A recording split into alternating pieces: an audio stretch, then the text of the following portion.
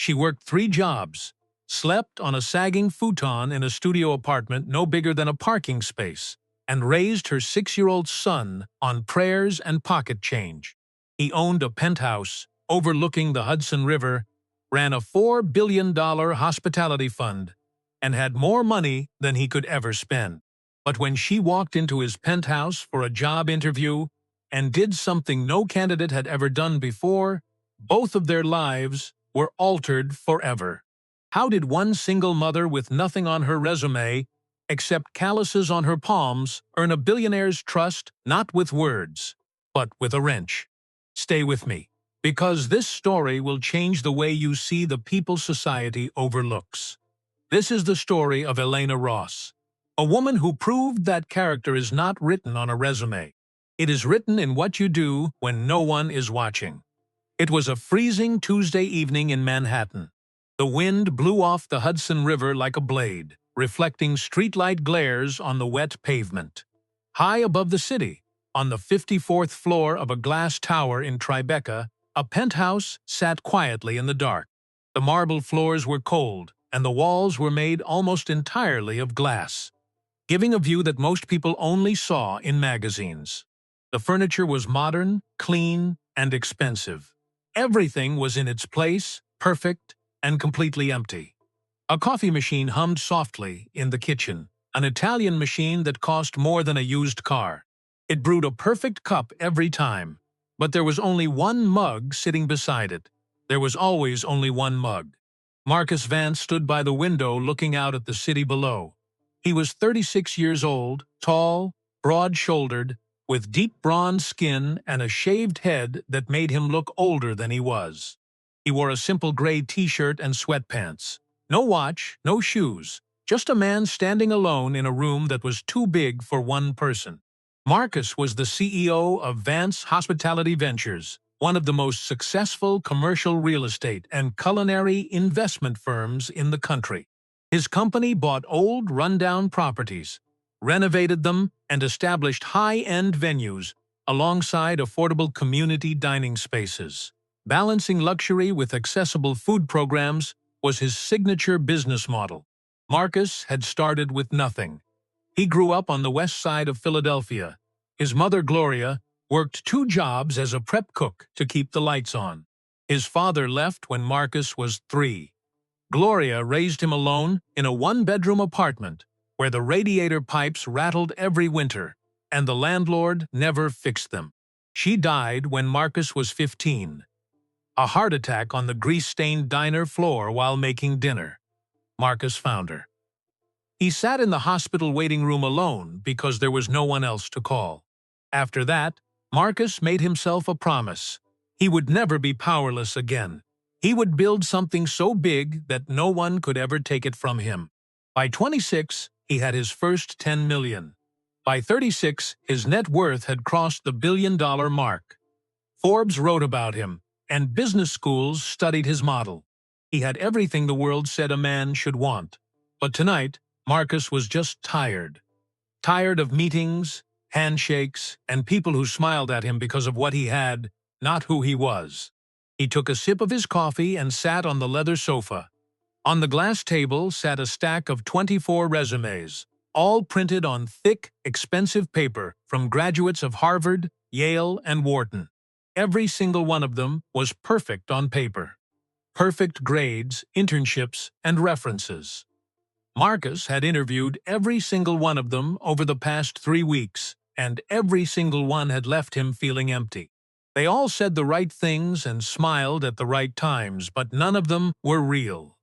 He was looking for an executive operations assistant, someone who would be with him in every facility audit, someone he could trust. And trust was the one thing Marcus could not find on a resume. He picked up a top resume from Yale. During the interview, Marcus had asked one question: what would you do if you saw a vital piece of machinery failing and no one asked you to fix it? The candidate had blinked and said, "I would report it to the appropriate maintenance department." Marcus had ended the interview right there. He did not want someone who reported problems. He wanted someone who fixed them. He just did not know how to explain that to his HR team. He leaned back and closed his eyes. The penthouse was silent. The coffee was getting cold. He did not know it yet, but the answer to everything he had been searching for was about to walk through his front door. The next morning, across the river in Jersey City, Elena Ross was already awake at 4:15 a.m. The alarm had not gone off yet. Her body had learned to wake up before the sun a long time ago. She sat up slowly on the sagging futon in her studio apartment. It was a narrow couch propped up by wooden blocks, because the only actual bed belonged to her 6-year-old son, Leo. The apartment smelled like old plaster and radiator steam.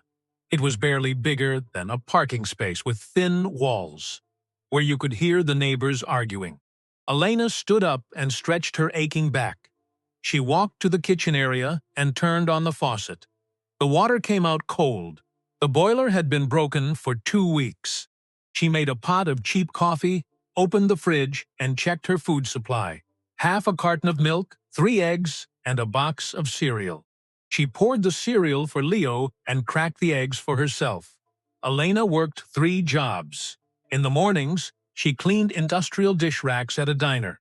In the afternoons, she sorted crates at a warehouse. In the evenings, she delivered food on a bicycle.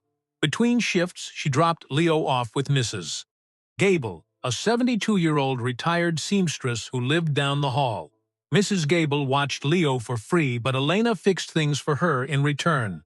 A leaking pipe 1 week, a broken cabinet door the next. Whatever needed fixing, Elena fixed it. That was how they survived. Not with money, but with hands and trust. Elena knew how to fix things because her father, Thomas Ross, had taught her. He was a maintenance man in Newark for 35 years. His hands were rough, but his mind was sharp. Thomas raised Elena alone after her mother left.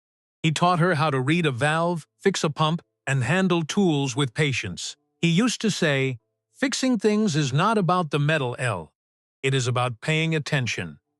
Most people do not break things on purpose. They just stop paying attention.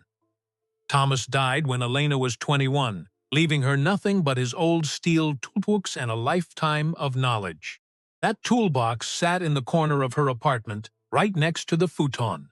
At 5 a.m., Leo woke up. "Morning, Mama," he said softly. "Morning, baby. Breakfast is on the table," Elena said. Elena checked her phone screen. On it was an address for a penthouse in Tribeca. She had applied online 3 days ago for an operations assistant job, no degree required. She had sent a short email explaining her hands-on experience, expecting no reply. But yesterday, a response came. "Come to this address Thursday at 10 a.m. Ask for Marcus Vance." Elena had searched his name and nearly dropped her phone, a billionaire. She looked at Leo and smiled quietly. Mama is going to try her best today. The next morning, Elena dropped Leo off at Mrs. Gable's door at 7:30 a.m. "You look nice," Mrs. Gable said, looking at Elena's thrifted navy slacks and ironed blouse. "Big interview in Manhattan," Elena said. She walked to the subway station. The morning air was sharp and cold. Her black flats had a small scuff on the toe that she had tried to cover with a black marker. The train ride to Manhattan took 25 minutes. Elena stood the whole way. When she came up from the station, the air felt cleaner and the buildings were taller. She found the building easily, a glass tower with a dark bronze awning. A doorman stood outside in a uniform. "Good morning," Elena said. "I have an appointment with Mr. Marcus Vance." The doorman looked at her thrifted clothes and scuffed shoes. "Name?" he asked flatly. "Elena Ross." He made a quick call, then pointed to the left. 54th floor, private elevator. Elena stepped into the elevator. As it rose, she caught her reflection in the mirror. The blouse ironed with a hot pot, the scuffed flats, the canvas purse with a wire zipper pull. She saw every struggle, but she also saw a woman who was still standing. The elevator doors opened directly into the penthouse. The view of the river was breathtaking. But as Elena walked past the kitchen, toward the living area where Marcus was standing, she heard it. Drip. She slowed down. Drip. Her head turned toward the sink. It was a sound most people would ignore, but to Elena it was loud. A leaking faucet, a worn valve seat that an 80-cent seal could fix in minutes. Most people would have ignored it and sat down on the leather sofa. But Elena stopped walking. Marcus noticed and turned around. "Everything okay?" "Excuse me, Mr. Vance," Elena said. She walked straight to the sink, crouched down, and opened the cabinet beneath. Her eyes moved quickly over the pipes. She reached in, found the main water valve, and pulled a small 6-inch wrench from her purse. With a quick, practiced motion, she tightened the packing nut around the valve stem just enough to compress the seal. The dripping stopped. Complete silence. Elena stood up, wiped her hands on a tissue, and looked at Marcus calmly. "Sorry about that. The dripping was going to bother me the whole interview." Then she sat down on the leather sofa. Marcus did not move. He stood there, coffee cup in hand, staring at the woman who had just fixed his sink like it was nothing. He looked at her hands, working hands that had carried things, built things, and tightened a valve all in the same morning. In that moment, something shifted inside Marcus. 24 candidates with perfect resumes had sat on that sofa, and not one had heard the leak. Elena had seen a problem and fixed it without being asked. Marcus sat down across from her. The interview was already over. She had earned the job. Marcus placed his coffee cup on the glass table and sat down across from Elena.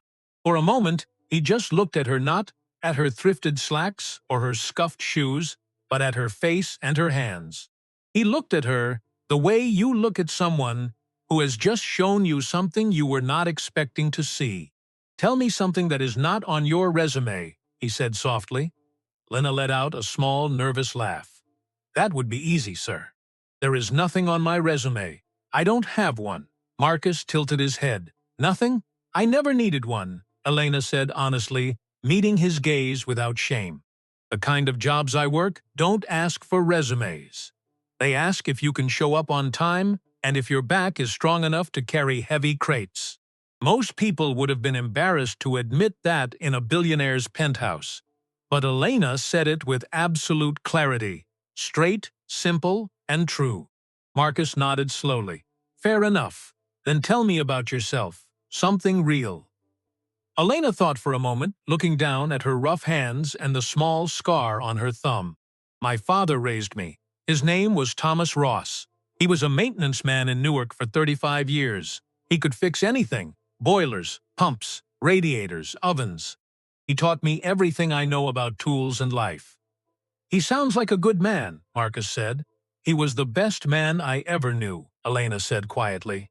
"He taught me that fixing things isn't about the metal. It's about paying attention. He used to say that most people don't break things on purpose. They just stop paying attention until everything collapses." The room went quiet. Marcus sat there, staring at her as if she had spoken the exact truth he had been searching for. Those simple words from an old maintenance man described precisely what was wrong with his company, his executive board, and his life. People around him had stopped paying attention. They showed up, said the right words, and managed spreadsheets. But they never saw what was broken right in front of them. "Elena," Marcus said, leaning forward, "I have interviewed over 20 people for this position. Graduates from Harvard, Yale, and Wharton with perfect grades and credentials. Not one of them heard my sink leaking." Elena blinked, unsure of how to respond. "Do you know why I hold interviews here instead of at my office?" Marcus continued. "Because an office is a performance space. People sit where you tell them, say what you want to hear, and leave. But a home tells the truth. You are the first person who walked in here and actually saw what was happening." He paused, looking at her steadily. "I can teach you software, filing, and scheduling in a few weeks. Those are just skills, and skills can be learned. But stepping up to fix something broken without being asked, that is character. And character cannot be taught." Elena held her breath. "Mr. Vance, I should be honest. I don't have a college degree. I don't know how to use complex office programs. I am not what you look for on paper. Marcus smiled a genuine warm smile. Paper is the last thing I am looking for. Can you start Monday as my executive operations liaison? The starting salary is $85,000 a year, with full health insurance for you and your son. Elena froze. $85,000. It was more than 4 times what she earned working 3 jobs combined. It meant proper food, a real bed for Leo, and heat that worked every winter night. Yet a deep, tired part of her, that had been let down too many times, felt a sudden rush of fear. "Can I think about it?" she asked quietly. Marcus looked surprised. No applicant had ever asked him for time to think. Everyone always said yes instantly. But Elena Ross was sitting on his leather sofa, looking at a life-changing opportunity and asking for time to process it. "Take all the time you need," Marcus said softly. Elena rode the subway back across the river in a haze. The noise of the city rattled around her, but her mind was spinning. People like Marcus Vance don't give chances like this to people like me for free. She thought. There is always a price. She remembered her last supervisor at the warehouse, who had promised her a full-time management position with benefits if she worked double shifts for 6 months. She had worked until her back throbbed, only for him to give the job to his brother-in-law without a second thought. She had learned that corporate promises were often just empty words used to take advantage of hard-working people. When she unlocked her apartment door, Mrs. Gable was sitting on the sagging futon with Leo, reading a picture book. "Mama!" Leo cheered, running to wrap his arms around her waist. Elena hugged her son tight, smelling the faint scent of crayons and soap. Mrs. Gable looked up with a knowing smile. "Did you get the job?" "He offered it to me," Elena whispered. "A real position, an office salary." Mrs. Gable's eyes widened. "He offered you the job, and you're standing there looking terrified? It feels too good, Mrs. Gable," Elena said, setting her purse on the counter. "Things that feel this good usually end badly." Mrs. Gable stood up slowly with her cane and walked over to take Elena's hands. "Child, you have been fixing everyone else's problems your whole life, your father's house, my plumbing, this whole building. When are you going to let something good happen to you?" That night, after putting Leo to bed, Elena lay on the futon and stared at the dark ceiling. She looked at her father's steel toolbox sitting in the corner, dented and quiet. She picked up her phone, opened her messages, and typed 6 words. "I will be there on Monday." Monday morning came fast. At 8:00 a.m., Elena arrived at the 38th floor of Vance Hospitality Ventures on 6th Avenue. The office was all glass, bright lights, and loud keyboards. People in expensive suits walked briskly, talking about budgets and projections. An HR assistant gave Elena a badge, a laptop, and a company phone, pointing her to a workstation right outside Marcus's corner office. Elena sat in the ergonomic chair and opened the laptop screen. It lit up with program icons she had never seen before. Outlook, Excel, SAP, and Slack. It looked like a foreign language. For the first time, Elena felt real fear. Not the fear of physical fatigue, but the fear of failing at an opportunity she desperately needed. Down the hall, Renee Whitfield, the senior director of operations, stepped out of her office. She wore a sharp black blazer and carried a tablet.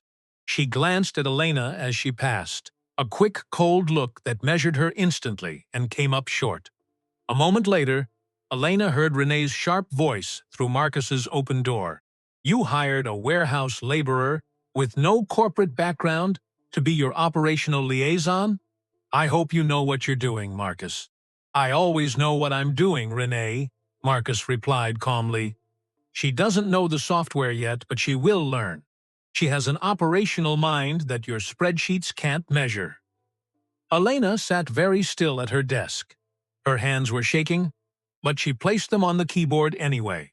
She was not going to give up. The first week was brutal. On Tuesday, Elena sent an email intended for accounting to a general distribution list, causing a minor panic over a confidential budget form. On Wednesday, she scheduled 2 site meetings at the exact same time, forcing Marcus to reschedule with a regional partner. On Thursday, she misprinted a 60-page logistics report on the wrong paper tray. By Friday, Elena had made 8 mistakes. She wrote every single one of them down in a small notebook she kept in her purse. She tracked her errors meticulously so she could ensure they never happened again. Every night after work, Elena took the train home, fed Leo, put him to bed, and sat on her sagging futon with her phone. She watched online tutorials until 1:30 a.m., learning how to create spreadsheets, schedule calendar invites, and write formal memos. She took notes on the back of grocery receipts, practicing until her eyes burned with fatigue. By the 3rd week, her mistakes dropped to 1. By the end of the month, she was navigating the supply database with quiet efficiency. She learned fast, worked hard, and paid attention to every detail. Then, on a rainy Tuesday morning at 9:15 a.m., disaster struck. Elena was organizing maintenance records at her desk when she heard frantic shouting from the main lobby downstairs. She stood up and looked through the glass wall. Security guards were running toward the stairwell, talking urgently into their radios. Elena walked down the emergency stairs to the ground floor. When she pushed open the stairwell door, she stopped in her tracks. Water was gushing across the polished granite floor of the main lobby in a wide, steady wave, pouring out from beneath the basement utility door. Renee Whitfield was standing near the entrance, her phone pressed to her ear, her voice sharp with panic. "What do you mean the maintenance team is stuck in traffic? We have foreign investors arriving in 30 minutes. The main lobby is flooding." She hung up and turned to Marcus, who had just come down the stairs. "A secondary cooling line in the basement ruptured," Renee reported frantically. "They say it's a main supply valve failure. Water is rising fast." Marcus looked at the rising water. In less than 30 minutes, an international investor group was scheduled to walk through those doors to sign a $60 million deal. If the lobby was flooded, the meeting and the deal would be ruined. "Can we shut off the water?" Marcus asked. "Nobody knows where the main isolation valve is," Renee cried. "Building maintenance isn't here." While everyone was panicking and calling for help, Elena moved. She didn't ask for permission or wait for instructions. She pulled her shoes above her ankles, stepped straight into the shallow water, and pushed open the heavy basement door. The basement was dim, cold, and loud with the deafening roar of spraying water. Water was pooling rapidly across the concrete floor.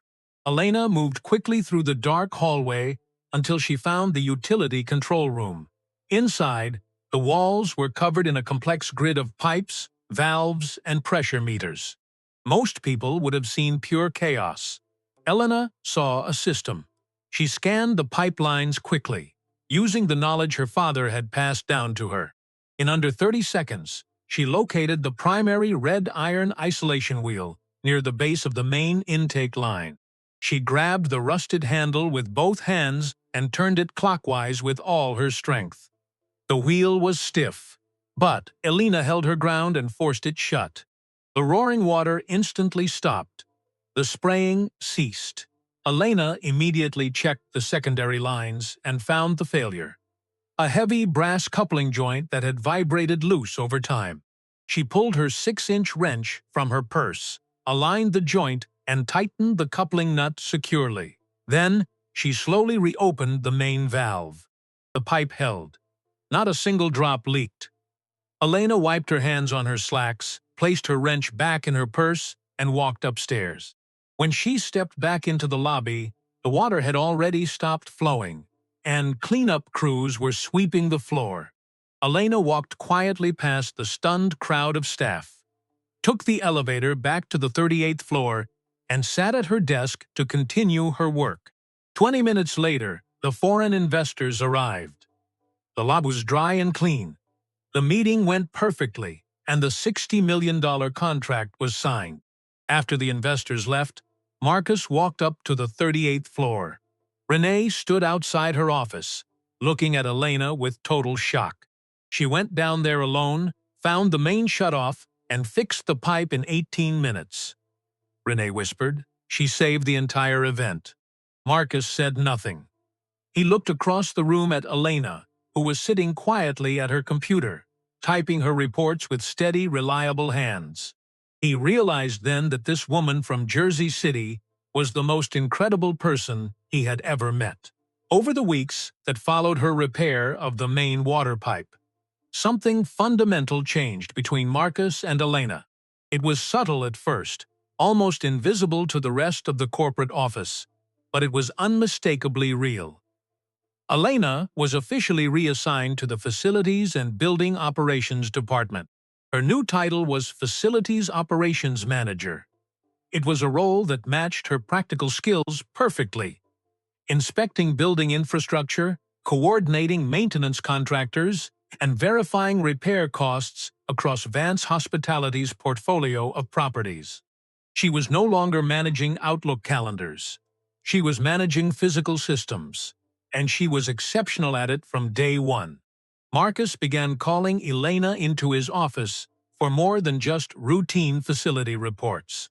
On one crisp winter afternoon, he asked her to review a set of architectural floor plans for a new residential development in Lower Manhattan. The project aimed to combine commercial dining venues with affordable housing units for working families. "What do you think of these kitchen layouts?" Marcus asked, leaning over the large wooden desk. Elena studied the blueprints carefully, tracing the lines with her finger. "The design looks clean, Mr. Vance, but these storage spaces are impractical. A family living on a tight budget needs room to store bulk dry goods, and these plumbing access panels are sealed behind the drywall. If a valve leaks, a tenant will have to break the wall to fix a simple $10 pipe." Marcus stared at her for a long moment, then picked up his desk phone and dialed his head architect. "Hold the final construction prints," he instructed firmly. "We are redesigning the utility access panels and expanding the pantry layouts based on operational feedback." He hung up and looked at Elena with a faint smile. "Thank you for telling me the truth. I just said what I know from living in those apartments, sir," Elena replied simply. "That is precisely why your perspective matters," Marcus said softly. As their professional dynamic grew stronger, Marcus began stopping by Elena's desk around noon, carrying 2 simple deli sandwiches. They would sit together in the quiet break room, talking about building logistics, childhood memories, and Leo's latest drawings from school. On weekends, Marcus even visited her small neighborhood in Jersey City, sitting on the floor with 6-year-old Leo to build tall wooden block towers and read bedtime stories in humorous character voices. However, as Elisa's influence within the company grew, so did the whispers. It started with subtle, cold glances in the hallway and quiet murmurs by the coffee machines. Within a month, malicious rumors spread through the executive suites like wildfire.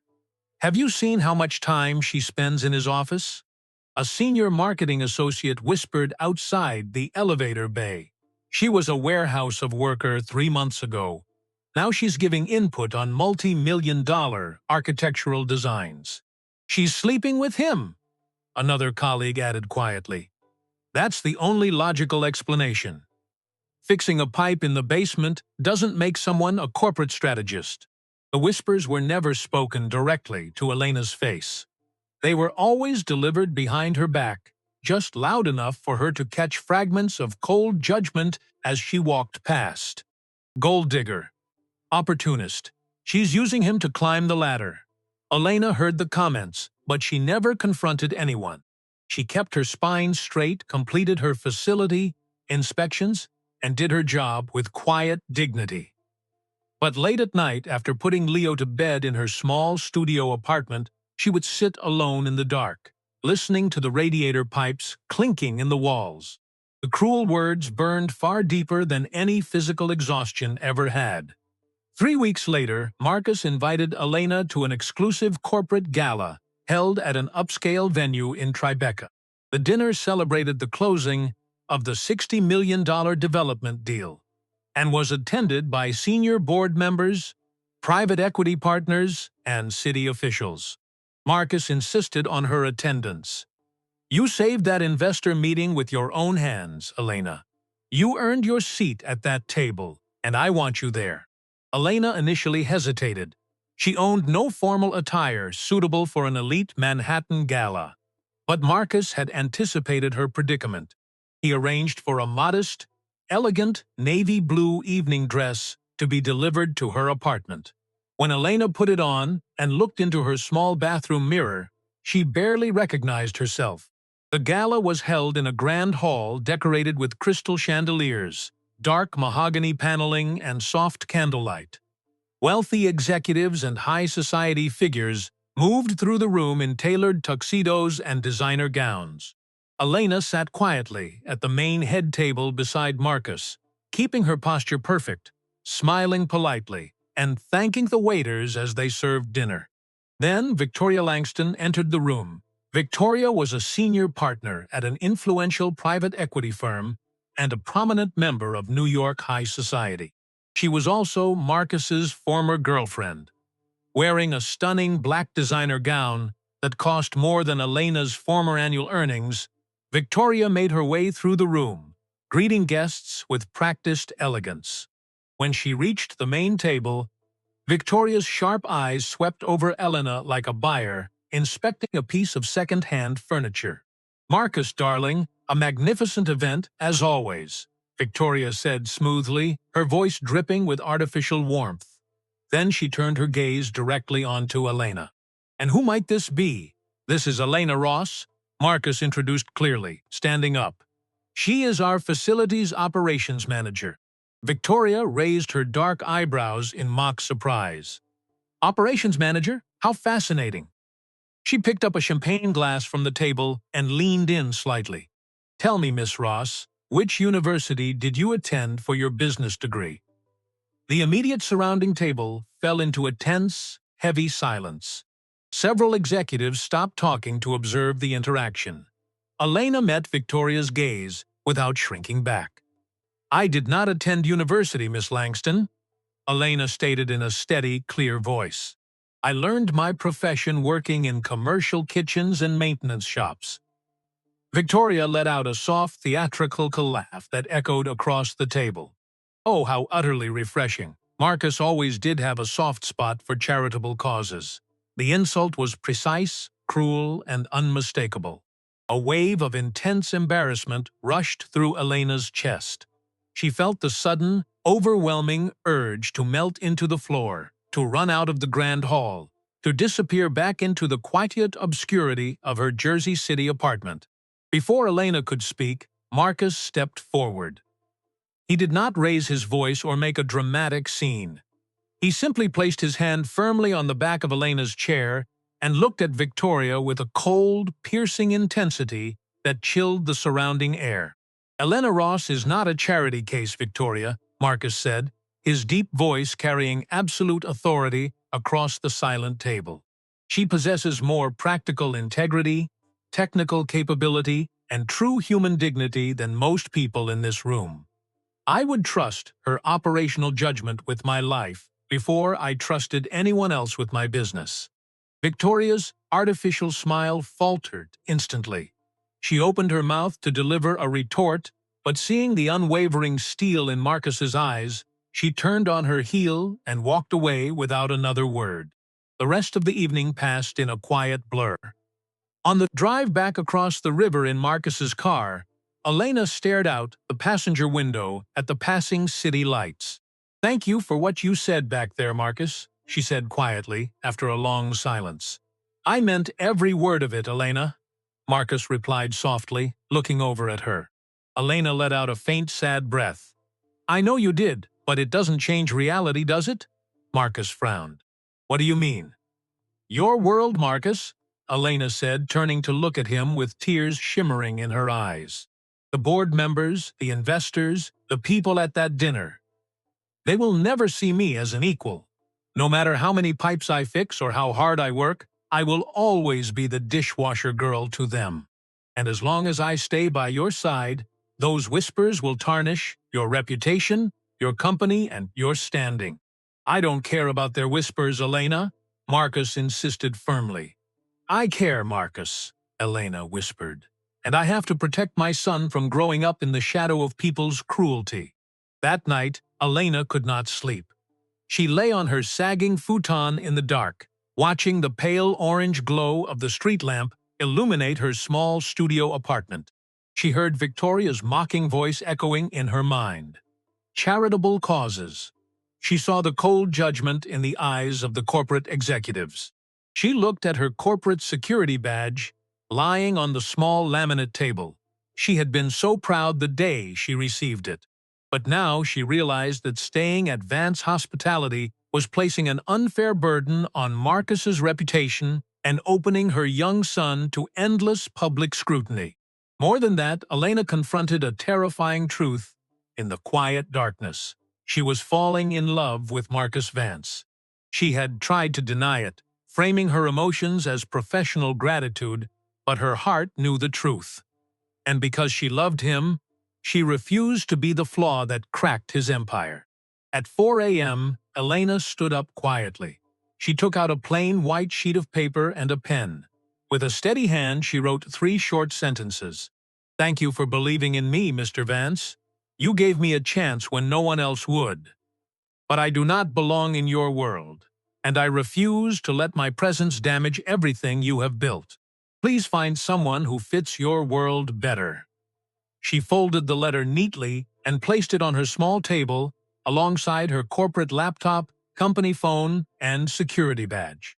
Then, she packed her father's heavy steel toolbox, her thrifted clothes, and Leo's small backpack. She gently woke her 6-year-old son, dressed him in his warm coat, and picked up her bags.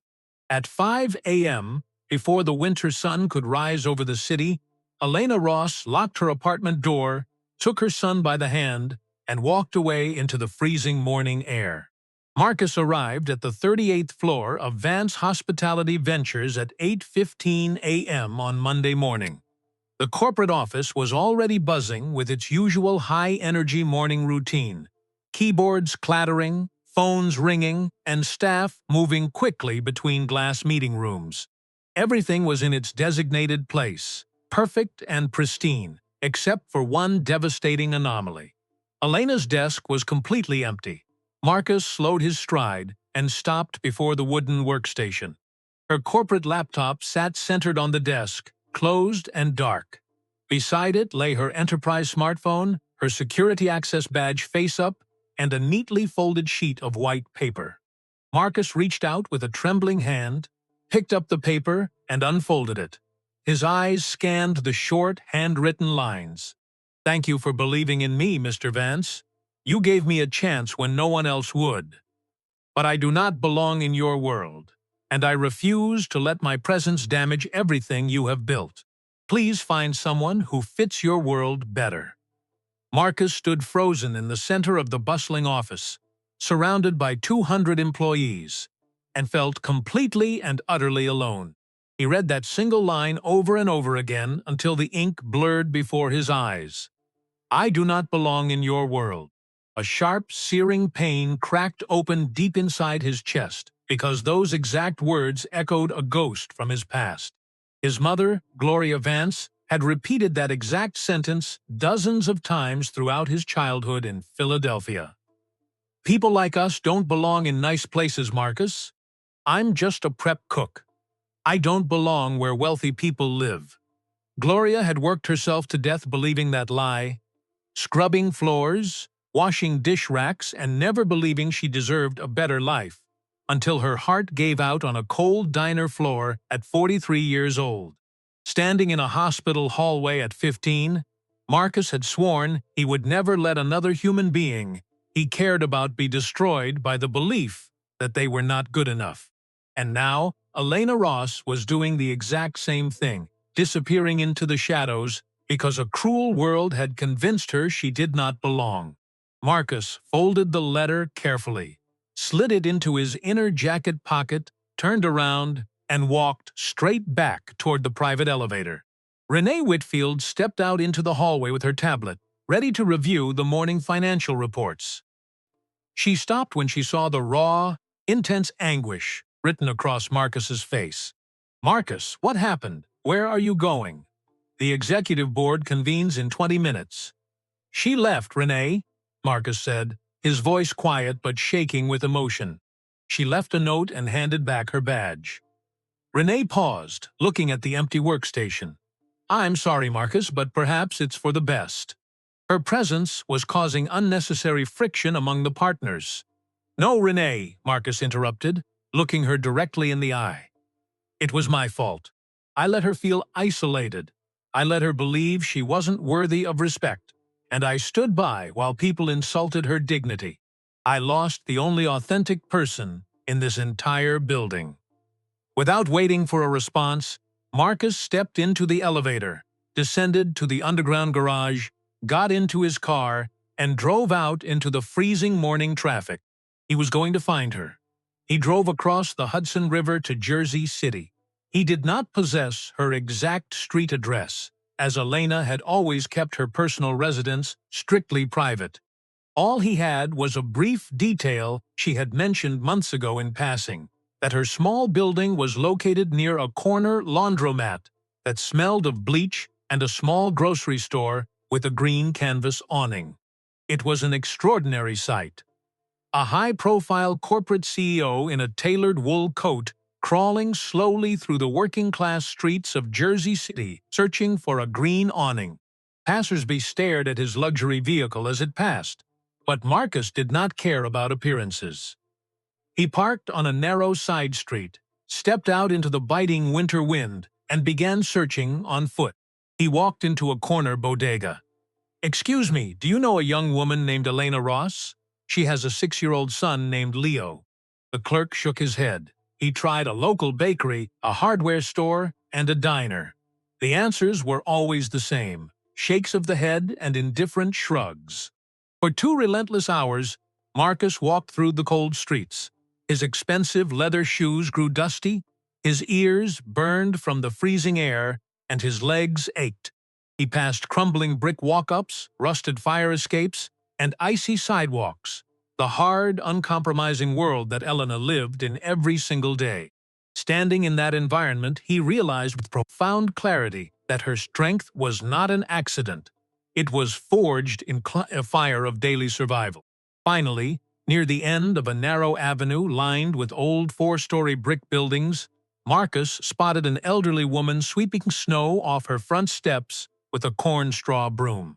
She moved slowly, favoring her right hip with a faint wince. Marcus walked up the icy steps. "Good morning, ma'am. I am searching for Elena Ross.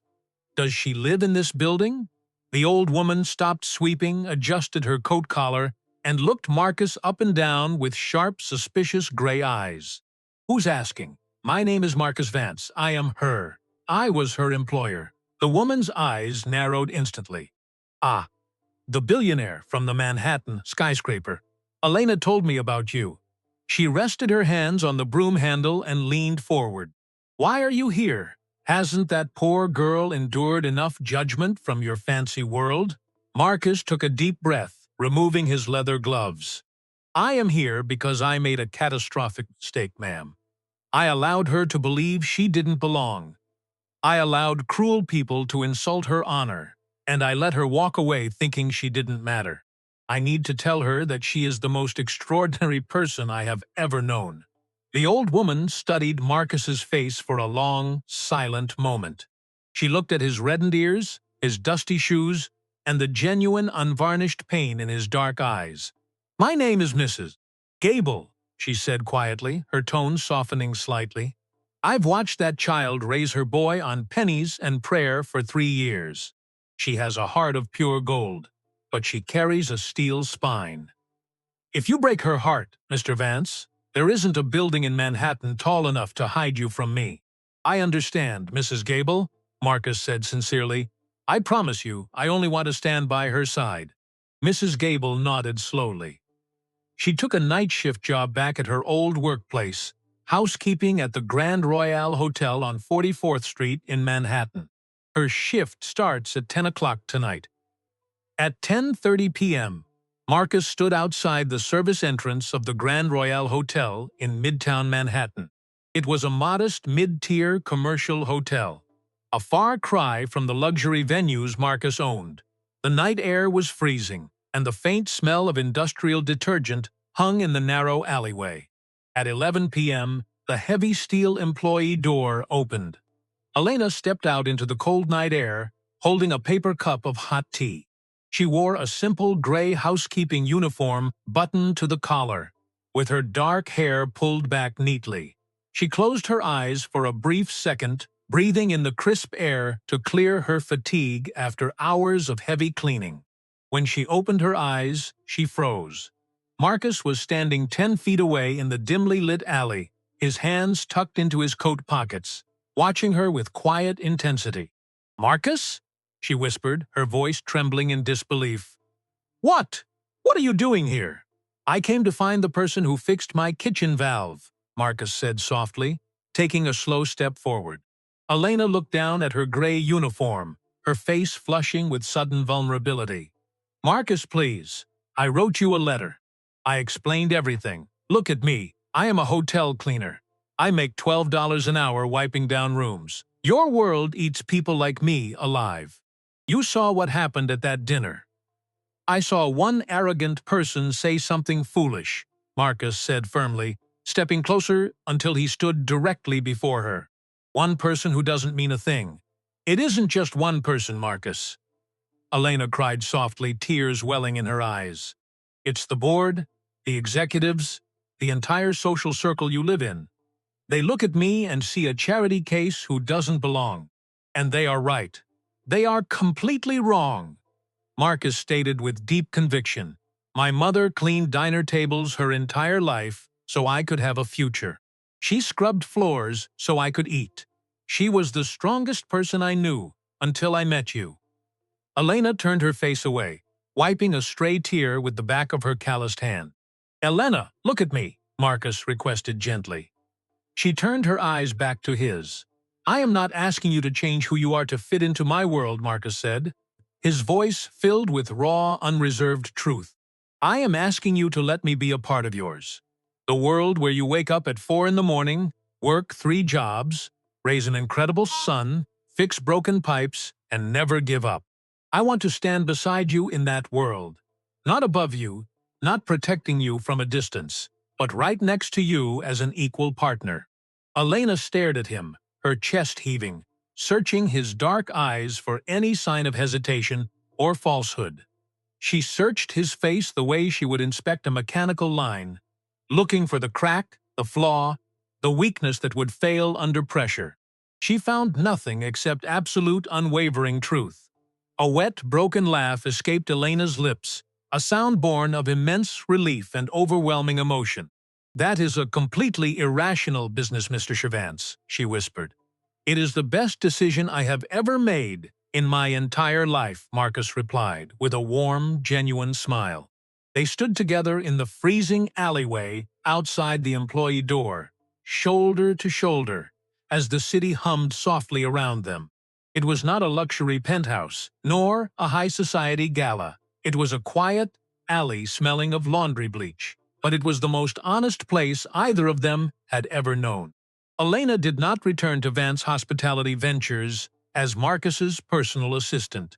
She was very clear about that boundary from the beginning. "I am not going back to answering your phones or scheduling your calendar, Marcus," she stated firmly. "That was never the right position for me, and we both know it." Marcus agreed completely. He had already devised a structural role that matched her true talents. Vance Hospitality possessed a facilities operations department, a specialized team managing building systems, emergency repairs, and equipment standards across all corporate properties. It was not a glamorous department, but it was the operational backbone of the entire company. Elena took charge of the department as Facilities Operations Manager. Her job was to conduct site inspections, audit contractor bids, and oversee mechanical infrastructure. It was not a favor or an act of charity. It was a position earned through proven technical capability, and Elena excelled at it from her very first day. At the same time, Marcus enrolled Elena in an advanced industrial systems and building maintenance certification program at a local community college. It was a rigorous 12-month evening program covering HVAC systems, electrical codes, and commercial plumbing hydraulics. 2 nights a week, after finishing her shift at the office, Elena attended classes. She came home with her notebooks filled with blue-line schematics and code references. She was turning her raw mechanical instincts into accredited professional expertise. Gradually, the atmosphere at the corporate office transformed. Renee Whitfield, who had once questioned Elena's background, became one of her strongest professional advocates. One afternoon, Renee overheard Elena on the phone with a commercial contractor who was attempting to overcharge for a routine boiler repair. Elena's voice was calm, precise, and unyielding. "That is a $40 brass pressure valve, and you know it. I will not approve a $600 invoice for a 15-minute installation. Send me an accurate estimate by 4 o'clock, or I will replace your contract with a firm that respects honest pricing."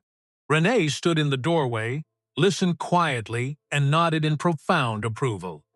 Later that afternoon, when a board member asked her opinion on the new facilities manager, Renee replied simply, "She is the most efficient, cost-effective, and honest manager this company has hired in 10 years. 6 months after her return, on a quiet Sunday evening, Marcus invited Elena back to his Tribeca penthouse. It was only the second time she had stepped inside the residence. The first time, she had walked in as a nervous applicant and fixed a leaking kitchen faucet before sitting down for an interview. The penthouse looked visually similar. The floor-to-ceiling glass, the white marble, and the panoramic view of the Hudson River. But the atmosphere was entirely different. On the long kitchen island sat 2 coffee mugs instead of 1. Marcus reached into his desk drawer near the sink and pulled out a small, worn object. He held it up between his thumb and index finger. It was a misshapen, black rubber washer, the exact seal Elena had extracted from his leaking faucet the morning they met. "You kept it?" Elena asked, genuinely surprised. "It is the most important reminder I possess," Marcus said gently, setting the washer on the counter. "It reminds me every day that the most valuable quality in a human being is paying attention." They sat together on the leather sofa, looking out at the city lights. For the first time in his life, Marcus shared the full, unedited story of his mother, Gloria Vance.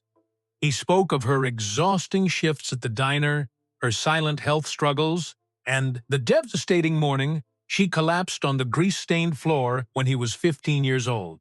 "I built this billion-dollar empire because I was terrified," Marcus confessed, his deep voice cracking with long-suppressed emotion.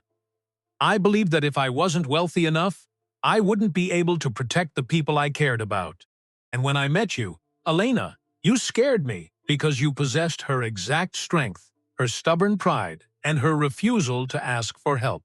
A single tear rolled down Marcus's cheek, the first tear he had shed in over 20 years. Elena did not offer empty platitudes or tell him to stop crying. She simply sat beside him, wrapped her hand around his calloused fingers, and stayed. That night, inside the expansive penthouse high above the city, neither of them felt alone anymore. 1 year later, Marcus showed up at Elena's original studio apartment in Jersey City. It was the evening before she and Leo were scheduled to move into a bright 2-bedroom apartment near a quiet park. The studio was mostly packed into cardboard boxes, with the narrow futon still sitting against the plaster wall. Marcus walked into the small room, looked at the faded cotton curtain, the cracked plaster ceiling, and the steel toolbox sitting in the corner. Then he walked over to the sagging futon, reached into his jacket pocket and knelt down on one knee. Elena's breath hitched in her throat. Marcus opened a small velvet box, revealing a simple, beautifully crafted diamond ring. "Elena," he said, his eyes filled with quiet devotion, "I don't want to give you a new identity. I want to share the life you built with your own hands. You built a life of dignity right here on this futon, on cold coffee, 3 hours of sleep, and the tools your father left you. I don't need you to change for my world. I just need you to let me sit beside you on this broken sofa for the rest of my life. Tears spilled down Elena's cheeks. She looked at the ring, looked at her young son standing by the curtain, and smiled. Yes, Marcus, yes. Leo ran out from behind the curtain, cheering, and threw his arms around Marcus's neck. The three of them sat together on the old futon, holding each other tight in the quiet apartment. Their wedding took place the following May. It was not hosted in a high-society hotel ballroom, nor was it covered by fashion magazines. It was an intimate ceremony held in a vibrant community garden in Jersey City, 3 blocks from Elena's old apartment. Mrs. Gable sat in the front row, wearing a bright blue dress and dabbing tears from her eyes with a lace handkerchief. Renee Whitfield sat nearby, smiling warmly as a true friend. The doorman from Marcus's Tribeca building was there as an invited guest, having long since apologized to Elena for his initial harsh judgment. When Elena walked down the garden aisle, she wore a simple, elegant white dress. She carried no traditional flower bouquet. Instead, in her left hand, she held her father's original 6-inch pipe wrench, wrapped neatly in a white silk ribbon. The tool she had used 1,000 times to fix what others overlooked. They exchanged handwritten vows. Elena looked into Marcus's eyes and said, "I promise to fix what is broken, to protect our family, and to pay attention to what truly matters every single day." Marcus replied, "I promise to stop trying to save the world alone, and to show up for the people who matter, starting with you, today and forever." 6 months after the wedding, Elena and Marcus established Pops's Workshop, a free vocational training foundation located in a renovated warehouse in Jersey City. The hand-painted sign above the door read, "Pops's Workshop. Learn to fix machines. Learn to build your life." The center provided free accredited training in commercial plumbing, electrical systems, and building maintenance to single mothers and disadvantaged youth. Elena designed the curriculum herself, teaching classes 3 days a week, wearing her work boots and tool belt. She knelt beside her students on the concrete floor, showing them how to read a valve seat, trace an electrical circuit, and hold a wrench so it would never slip. She taught them with patience, respect, and the firm belief that technical skill is the foundation of human dignity. One afternoon, a young woman walked through the workshop doors. Her clothes were worn, her shoes were scuffed, and her eyes carried the deep, familiar fatigue of someone struggling to survive. "Can you teach me?" the young woman asked quietly. "I don't have a degree. I don't have anything." Elena looked at her, smiled warmly, and pulled out a chair. "Sit down. Let me tell you a story about a leaking kitchen valve." Marcus watched from the workshop doorway, his heart full. He realized that true wealth was never measured by corporate portfolios, glass penthouses, or fictional headlines. It was measured by character, by what you choose to do when no one is watching, and by having the courage never to walk past something broken when you have the hands to fix it. If you are facing struggles right now, remember this: your worth is not defined by a printed resume, a social class, or the clothes you wear. Your character is forged in your actions, your resilience, and your willingness to pay attention.